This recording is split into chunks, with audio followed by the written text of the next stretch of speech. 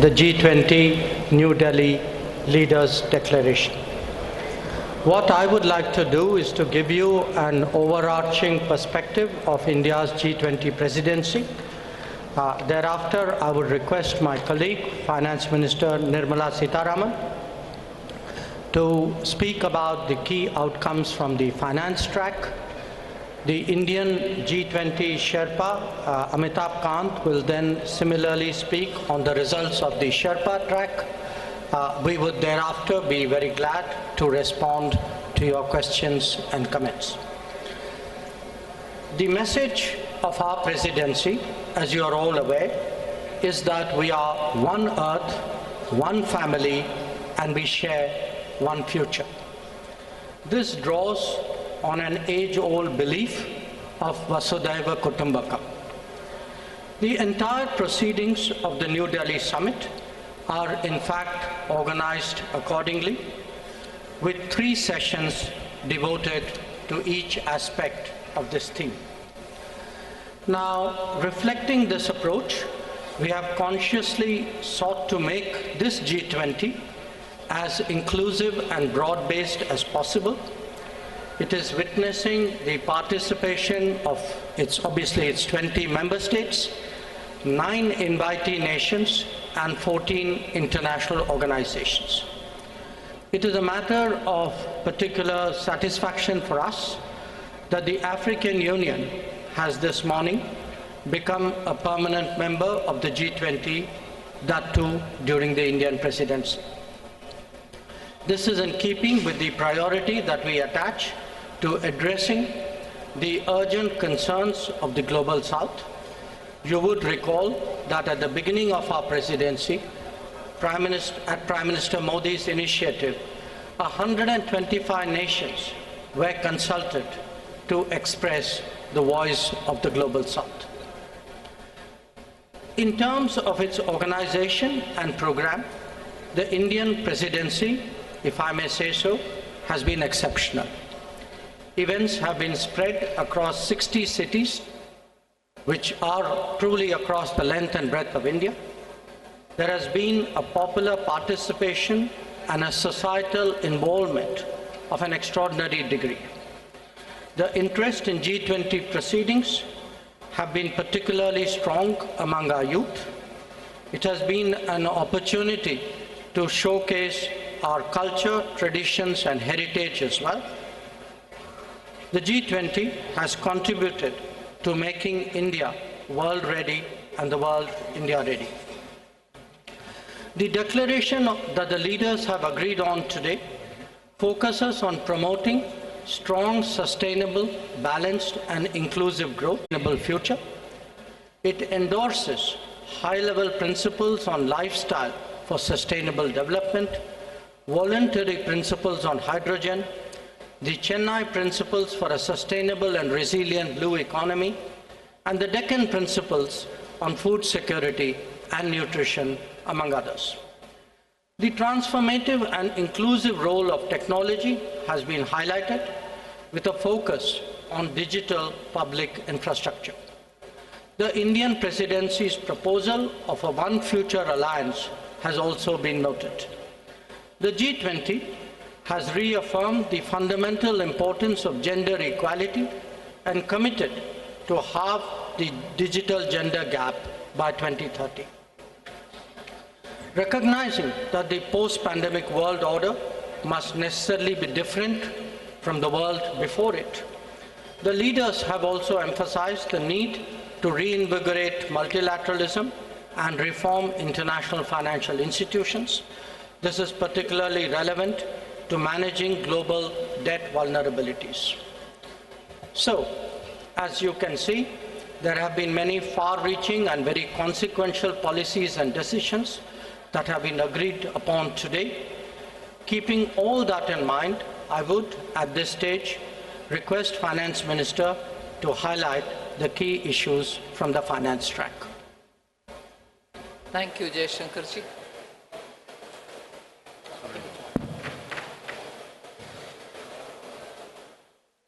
As was said by the External Affairs Minister, under the guidance of Honorable Prime Minister, India's G20 presidency has worked for the theme One Earth, One Family, One Future. So today we are in a position to adopt, through the finance track, people-centric, action-oriented and far-sighted approach, and as a result of which several outcomes of the finance track will certainly reflect these objectives with which we started the negotiations.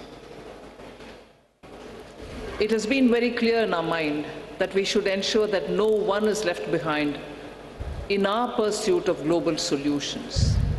So we have endeavored to support countries, especially those from the global south, to be an integral part of the global decision-making process.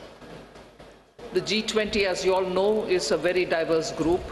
Each country is at different milestones of economic development, and their trajectory is also very different in achieving their developmental goals. So through well-curated debates and careful assimilation of all the perspectives, the Indian presidency has crafted solutions that resonate with each member, offering a shared path forward for all. Many action-oriented outcomes of this presidency contain comprehensive strategies that cater to the unique needs and aspirations of all developing nations. We assumed the presidency at a challenging time of geopolitical tension. The Indian presidency has worked to ensure that these divergences don't overshadow the core developmental outcomes or concerns of the global community that demand collaborative solutions.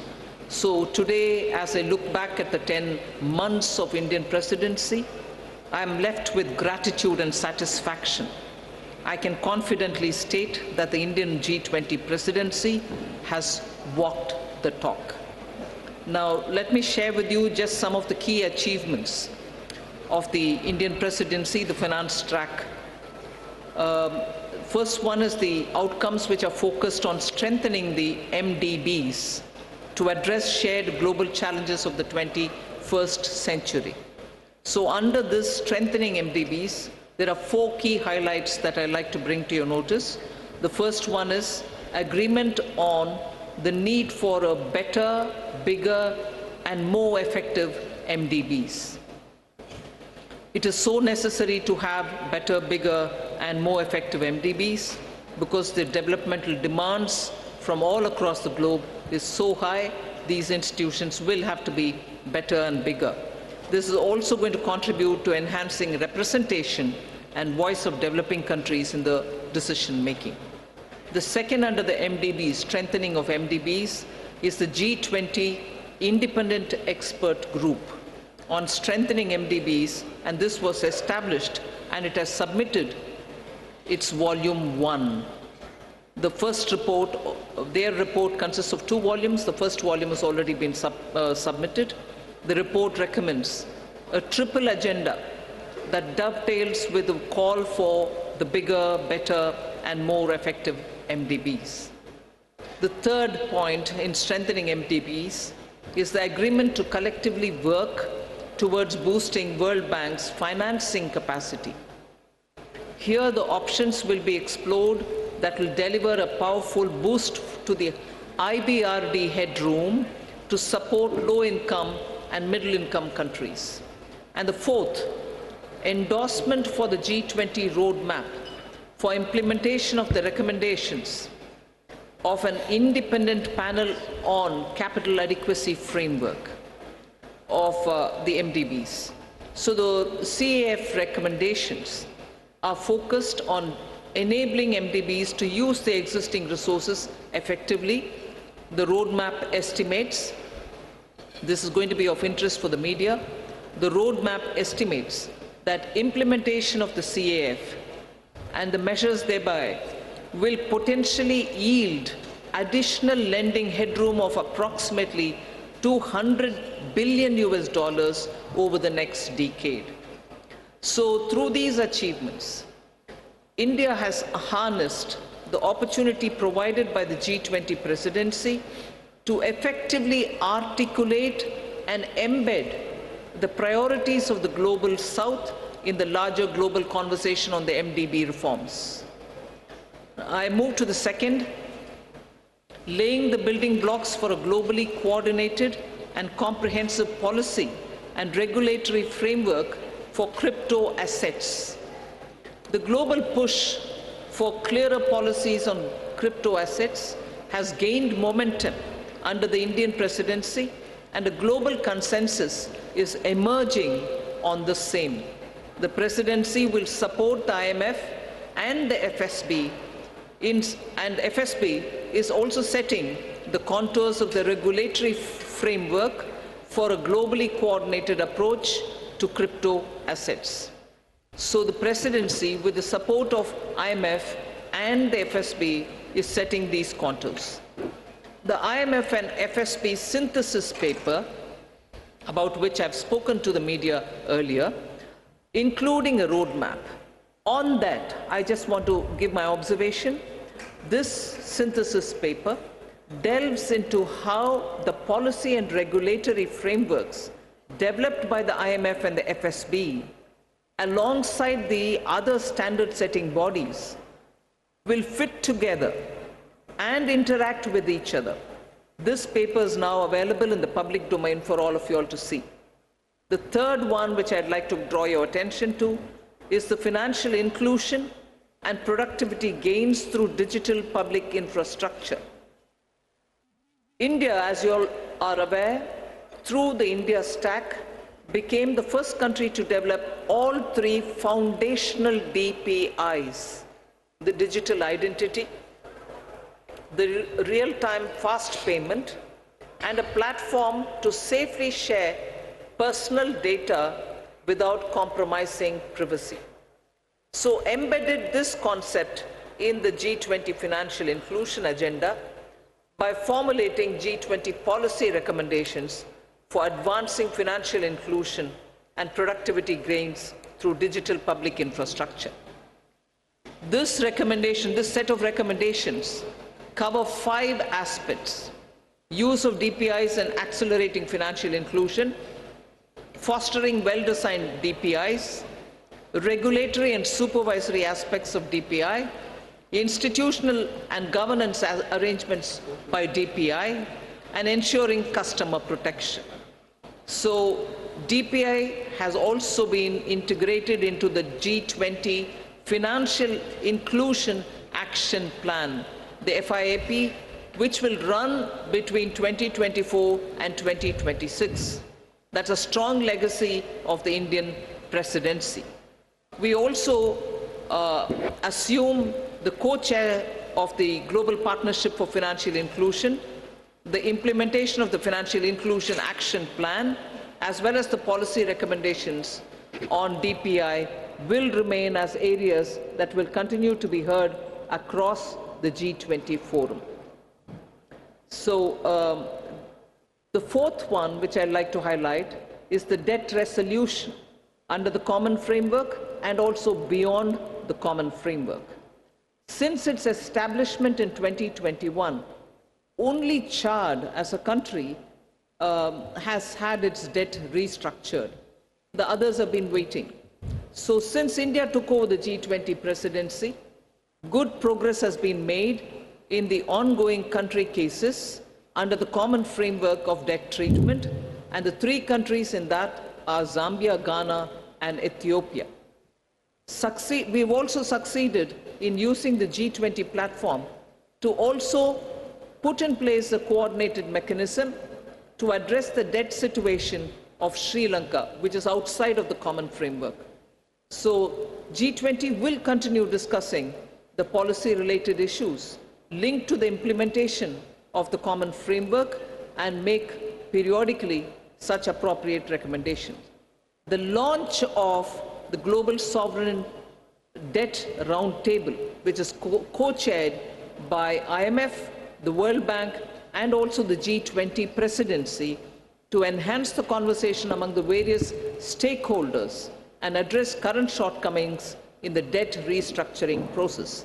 That has now become an institution which is actually acting as a catalytic agent in getting resolutions done faster. The fifth point under the finance track, which I'd like to bring to your notice, is the financing of cities of tomorrow. Key concerns of the low-income countries and emerging markets has always been to mobilize resources for financing sustainable, resilient, and also inclusive cities of tomorrow. The G20 principles, which are issued for financing cities of tomorrow to promote effective and efficient use of financial resources to support urban development that is socially inclusive, environmentally responsible, and economically sustainable, are now all under the framework of the principles which have been used. The MDBs and the development financial institutions can use these principles in their financing plans for urban infrastructure. The sixth, which I'd like to quickly draw your attention, is the two-pillar solution on global taxation, the international taxation. We've made substantial progress in the two-pillar solution, and the work has also happened on the exchange of information on immovable property transactions between countries. There is a launch of the pilot program of the South Asia Academy in India for tax and financial crime investigation in collaboration with the OECD. The seventh, on which I'll elaborate, is mechanism to support the timely and adequate mobilization of resources for climate finance. Till date, the conversation was focused on calling on developed countries to say, where is that $100 billion US dollars, which didn't come. But Indian presidency adopted an action-oriented approach, and the G20 explored mechanisms that can support timely and adequate mobilization of resources for climate finance, facilitating access to multilateral climate funds and enhancing their leverage and ability to mobilize private capital has also been our focus. Special focus again on development, demonstration, deployment of green and low carbon technologies. Now the list of outcomes, I've pointed out 7, just 3 more which I'll not go into the detail, but you can take it as enough has been done on that. I'll also put it out for your consideration. Scaling up sustainable finance for social sectors, health and education. Technical assistance for capacity building. Then global conversation on transition policies, especially to include range of options, both on pricing and non-pricing. And the third one, enhancing finance health collaboration so as to cover many other work streams as well.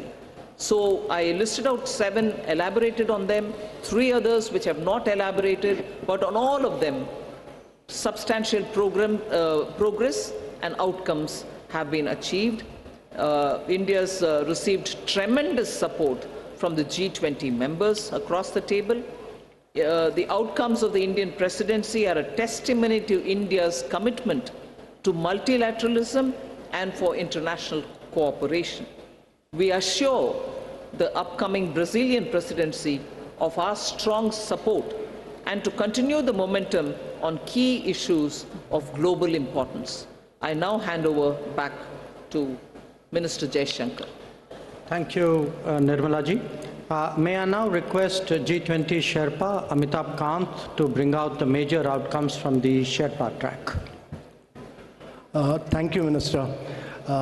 So first of all, when we started India's presidency, the Prime Minister had said that India's presidency must be inclusive, it must be decisive, it must be ambitious, and it must be action-oriented. The New Delhi Leaders' Declaration has 83 paras in all. All 83 paras have 100% consensus across all countries. There are 8 paras on the geopolitical issue, which is entitled Planet, People, Peace and Prosperity All those 8 paras have 100% acceptance. All countries have unanimously supported the New Delhi Leaders' Declaration. This is one declaration without a single footnote and without any chair's summary. This is a complete statement with 100% unanimity. This demonstrates both the Prime Minister's and India's great ability to bring all developing countries, all emerging markets, all developed countries, China, Russia, everybody together on the same table and bring consensus. Secondly, this has been the most ambitious presidency in G20's history ever, because the number of outcomes it has, both the outcomes and the annexed documents are about 112, which is more than 2.5 times which has ever been achieved before. Thirdly, this presidency, if you go through the New Delhi Leaders' Declaration, it has a huge India narrative, it has a huge India footprint, whether you look at the Deccan high-level principles on food security, whether you look at the Chennai high-level principles for blue ocean economy, whether you look at the Goa roadmap for tourism, whether you look at the Gandhinagar implementation roadmap for land restoration, or Jaipur call for enhanced MSMEs, all this will leave a huge footprint of India in G20. So one of the key achievements to my mind, one is that we've achieved a very major green development pact in today's world of climate action and climate finance. Every single country has come together to focus on green development pact, which has financing, which has focused on global greenhouse gas emission by 43% by 2030, which has a doubling provision of adaptive finance by 2025, which has a global biofuel alliance, which has completely new principles of life for sustainable development, which has ending plastic pollution, which has reducing disaster risk, and a whole lot of other components put together as the Green Development Pact of the leaders of G20 countries for a greener world of tomorrow. Secondly, there is a huge focus on accelerating progress on sustainable development goals, because the COVID had hit a vast segment of our population. There's a G20 action plan to accelerate progress on SDGs. There is a huge focus on education, health, nutrition. There's a huge focus on creative industries like culture as a transformation for SDGs. And there is a huge focus on inclusive and resilient growth in this entire thing, some of which, most of which the finance minister has spoken about, so I'm not talking. But I think one of the biggest achievements of this New Delhi Leaders' Declaration is what we've achieved on women-led development, with a massive focus on women empowerment and gender equality. And this focuses on reducing labor force participation gap, bridging the gender digital divide. There's a huge focus on gender inclusive climate action. There's a completely big focus on women's food security, nutrition and well-being. And we've created a new working group on empowerment of women, which Brazil will carry forward. There's the next key big focus has been on technological transformation and the digital public infrastructure. Before we started our presidency, there was a vacuum on the digital world. There was no definition of digital public infrastructure. There was no framework. Both the definition and the framework has been accepted by G20, and for the first time, there is a new financial architecture for digital public infrastructure. There's also a global digital public infrastructure repository. There's a huge new focus. For the first time in the world, the G20 leaders have focused on artificial intelligence. They have focused on cyber security. Also, I would say that one of the key aspects of this presidency has been its focus on developing and emerging markets. No document of G20 has had such an immense focus on developing and emerging markets and the voice of the global south as this particular document has. This is a document of the global south. This is a document of the developing countries which came together and spelled out their priorities. And India has been the spokesperson of all the global south and spelled out their priorities in this document. This document also condemns terrorism. It denies terrorist groups safe haven and freedom of operation and many other things. But let me assure you that for the planet, there are several new initiatives on climate and health, and this has been an inclusive G20. This has been a very a G20 where the leaders give a direction to global agendas, and this has laid the foundation for very bold action. But more than anything else, it has amplified the voice of global south. It has also demonstrated that India has a huge capacity of bringing the world together and leading the world in developmental and geopolitical issues as well. So thank you very much, ladies and gentlemen. Thank you, Amitabh. Following up on my colleagues, let me add a few more remarks. While noting that the G20 is not the platform to resolve geopolitical and security issues, the leaders recognized that they can have significant consequences for the global economy. In particular, they dwelt on the ongoing war in Ukraine and the impact it has had, especially on developing and least developing nations still recovering from the pandemic and economic disruption. The 3 F's, food, fuel, and fertilizers, were issues of special concern. Another subject that was addressed by them, as the Sherpa noted, was countering terrorism and money laundering. The leaders condemned terrorism in all its forms and manifestations and recognized that it constitutes one of the more serious threats to international peace and security. So, in conclusion, as you can all see, all G20 member states have come to New Delhi with a strong sense of responsibility about addressing the most pressing global challenges. Speaking for India, we are clear that no one left behind, as the finance minister highlighted, no one left behind is as much a foreign policy goal as it is a domestic one. Indeed, it should be a global one. Obviously, there are differing viewpoints and interests at play in regard to the various issues under discussion. However, we have been able to find common ground on all of them. As a result, we can justifiably state that under Prime Minister Narendra Modi's guidance, the New Delhi summit has given clear directions for the growth and development of the global economy in the years ahead. We would be glad to respond to your queries. Thank you.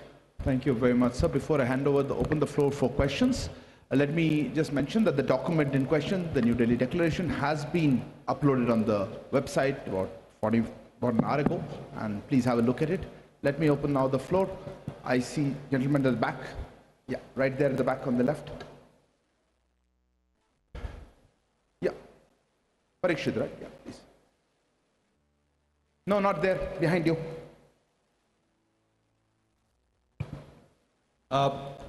One question to... Please introduce yourself and the organization. I'm Parikshit Luthra from CNBC TV 18. My question to Minister Jaishankar and G20 Sherpa Amitabh Kant and also Finance Minister Nirmala Sitharaman. How difficult was it to have consensus on the wording of the Ukraine-Russia war? This has been a difficult point in every conversation in the G20. There were several drafts circulated. We heard of a new draft this morning as well. Were there any countries which actually helped India in bringing consensus on the table? I see a name. I see the lady here. Please, ma'am. Yeah, you.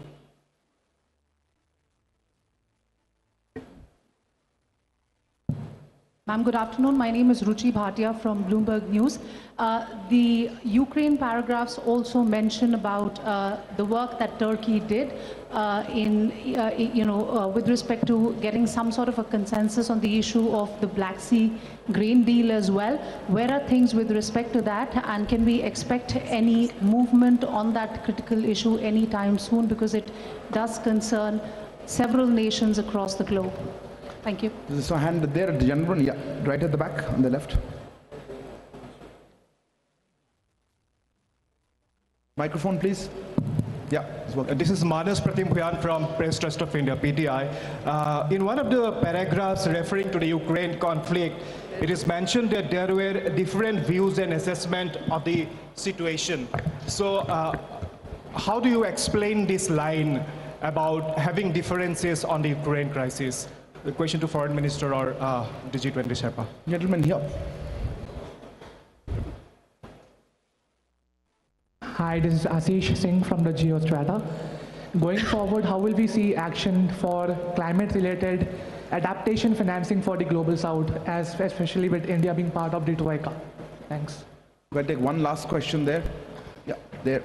Yeah, the lady there. I'm sorry. Behind you, right at the back.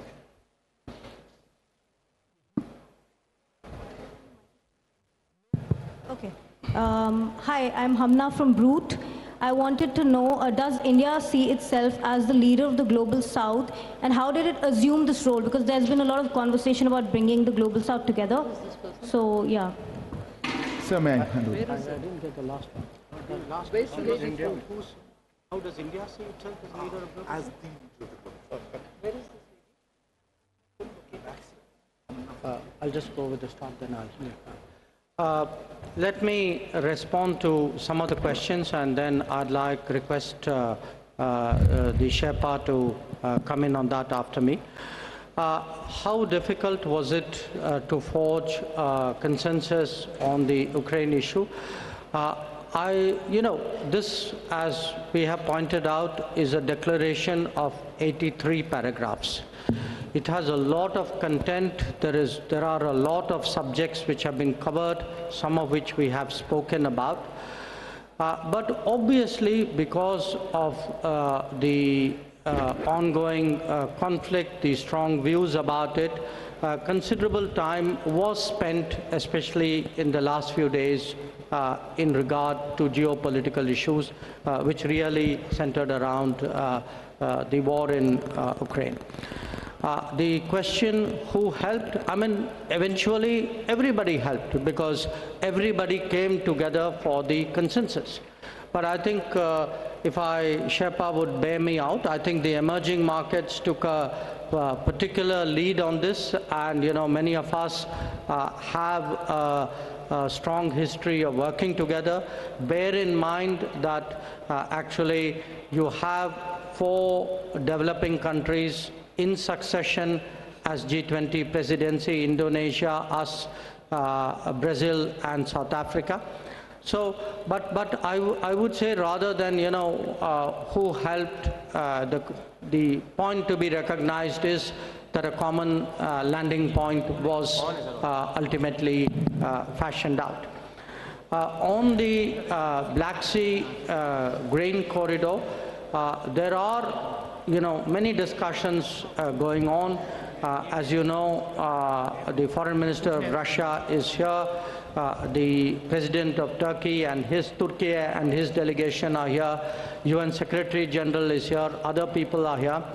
So it's natural that there would be discussions going on this. In the past, I should add, when the Green Corridor was created at Bali last year, we had also, in our own way, contributed to some bridging of viewpoints and concerns, both between, at that time, between Turkey and Russia, and also worked with the UN Secretary General. On the sentence, or that phrase about having different viewpoints and assessments, I think we are being transparent. It is a fact. This is today a very polarizing issue. There are multiple views on this. There are a spectrum of views on this. So I think in all fairness, it was only right to record what was the reality in the meeting rooms, and I think that is the sense that is sought to be captured. And I will leave the climate action issue to Sherpa, and I don't know if Finance Minister would like to speak on it.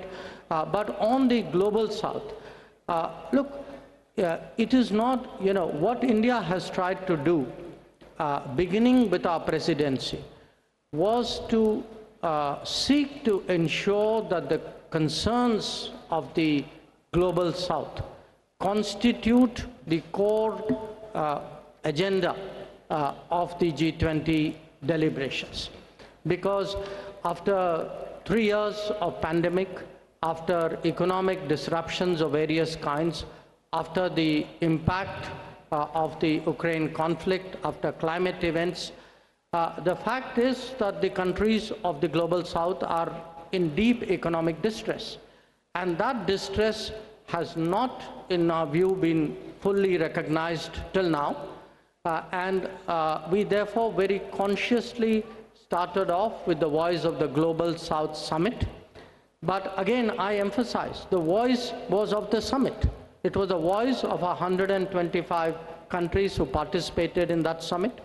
But we, as the G20 presidency, we saw it as our responsibility of distilling the views which were expressed in that summit and putting it before the rest of the G20. And we can take a lot of satisfaction that many of the issues that the Finance Minister highlighted, which the Sherpa highlighted, these are truly Global South issues, and we hope that certainly the Delhi summit and the deliberations which will take place today and tomorrow would give strong guidance to take them forward. Sherpa, Amitabhji, if you want to add to it. On the Russia-Ukraine crisis, India worked very closely with Brazil, South Africa, and Indonesia. And I want to say that it was the emerging markets which played a very key role. India worked with all the emerging markets which played a very key role. There was very tough, very ruthless negotiations which went on for several days non-stop. And I really feel that in the end, the issue was clinched because of the leadership of the Prime Minister, because eventually we had to say that the leader wants it, and this has to be delivered. And secondly, I really want to thank Mr. Jaishankar. I constantly took his advice, and he guided me, and he gave me two really outstanding officers. One was Nag Naidu, who's a very outstanding officer and very enthusiastic, motivated young officer who worked with me, Inam Gambhir. They did a really outstanding job as far as the geopolitical issues concerned. I had two other Foreign Service officers who've done brilliant work, Abhay Thakur and Ashish Sinha, on different aspects, but on geopolitics, they've done a really spectacular work. So it was really great teamwork. It was just brilliant teamwork by India, which has enabled us to achieve consensus on an issue on which the world has evaded any consensus. Even the Bali document, which we talk about, actually, we could not move forward with it because we could not arrive consensus in it for the first meeting. And on climate, let me tell you that this is one of the most ambitious document on climate, because it talks about almost 5.9. It moves first the language from billions to trillions, and secondly, it talks about 5.9 trillion requirement for the presidency and for the G20 countries, and it lays a huge focus on life principles. It lays a huge focus on reforms of the multilateral institutions, because they were designed for the World War II and not for climate action. So all of these, it talks about new financing instruments, many other things, but in totality, if you look at it, it's probably the most vibrant, the most dynamic, and the most ambitious document on climate action that has come out anywhere. Finance Minister. Just to add one line on the climate finance matter, the question was raised whether mitigation is being dealt with or not. It deals with mitigation, all right, but it also looks at adaptation and resilience. I think now the debate on climate finance is also moving much more into resilience, whether it is infrastructure or planning for it or funding. Resilience takes precedence. That is one. And second, country-specific solutions are now going to be possible. It's not going to be one size fits all. The problem of each country, particularly on climate, is so different from one another. So this Delhi declaration and also the discussions which were held during India presidency has focused on that. And thirdly, pricing and non-pricing tools are also now available for countries to adopt. It is not just going to be price it if it is carbon intensive and forget the others. Countries do demand pricing as one of the tools, but non-pricing solutions are also going to be a lot more friendlier to countries with different carbon emission levels. Thank you. Thank you. I'll open there's a lady here. Yeah, please. It's okay. No, ma'am, the microphone's already there. Yeah, go ahead, ma'am. You have the microphone.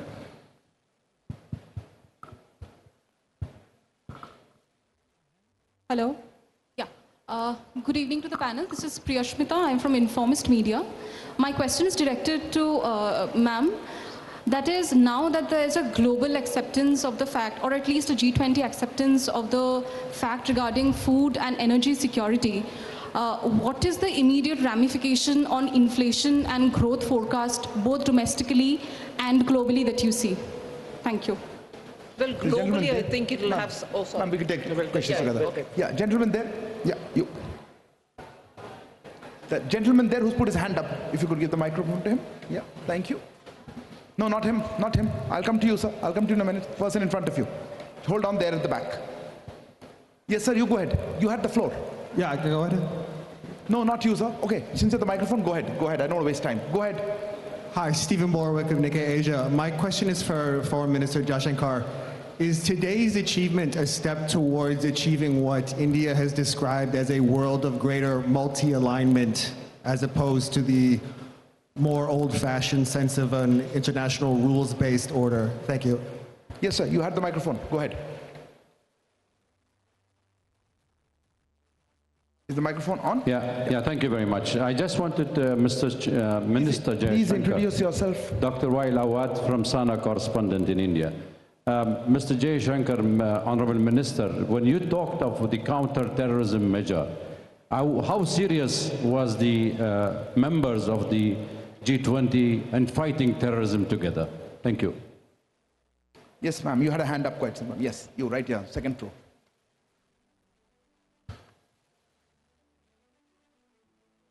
Samira Hussain with BBC News. I want to go back to Russia, and if you look at the language that was used in Bali, and you look at the language that was used now, gone is any reference to Russia and its aggression.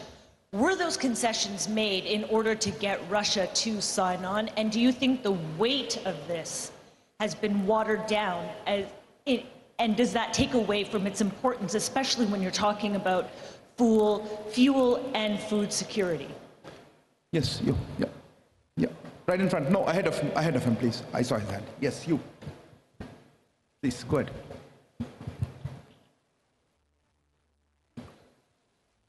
Hello. Yeah, sir, Rishikesh from the Press Trust of India.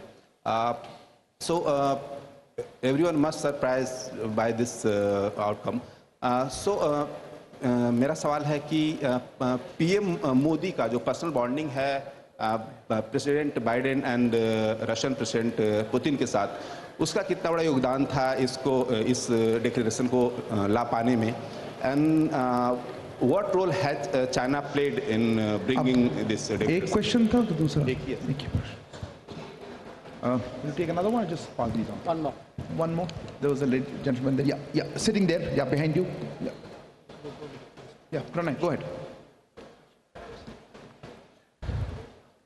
Sir Pranay Upadhyay हूँ Zee news से। मेरा सवाल इस चीज़ को लेकर है कि African union का जो G20 में इंक्लूजन हुआ है, ये अपने आप में काफ़ी रिकॉर्ड टाइम में हुआ है। जून में प्रधानमंत्री ने सभी नेताओं को चिट्ठी लिखी थी और सितंबर में अब हम स्थिति में है कि अफ्रीकन यूनियन इसमें शामिल है।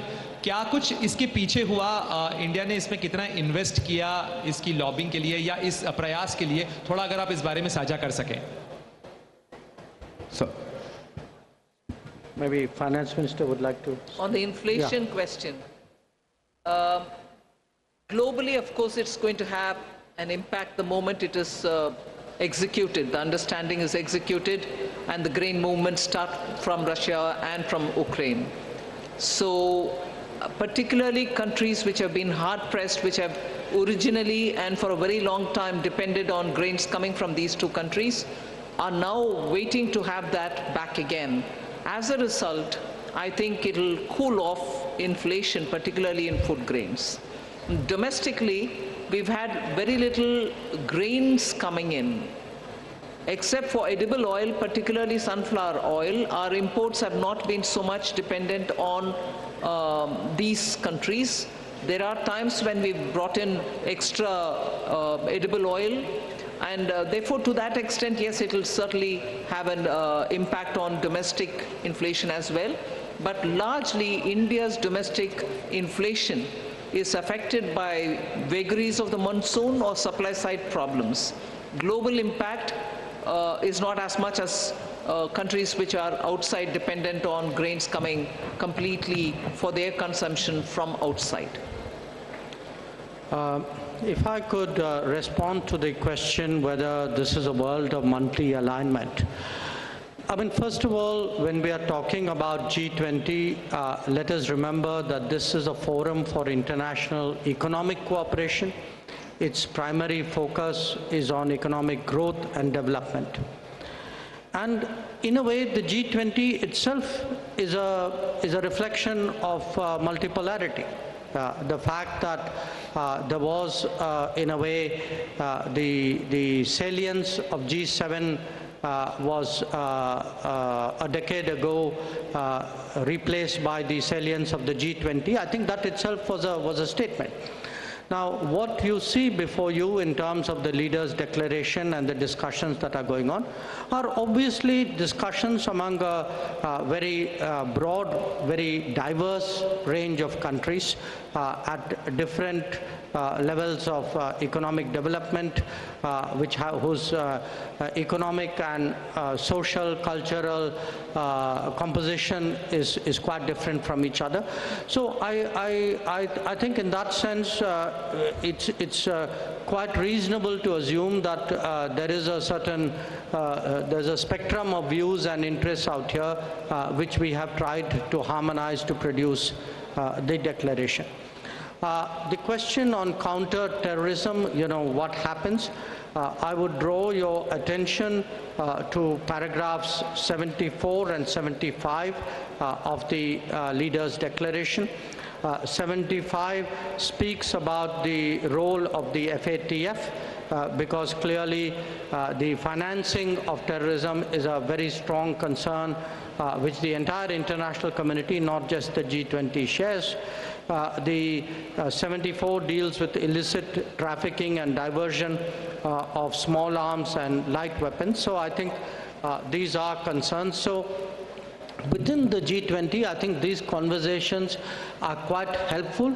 But obviously in terms of policy action, they will be carried into their particular mechanisms and forums which focus on the issue. With regard to the to the comparison with the Bali declaration, I would only say Bali was Bali and New Delhi is New Delhi. I mean, Bali was a year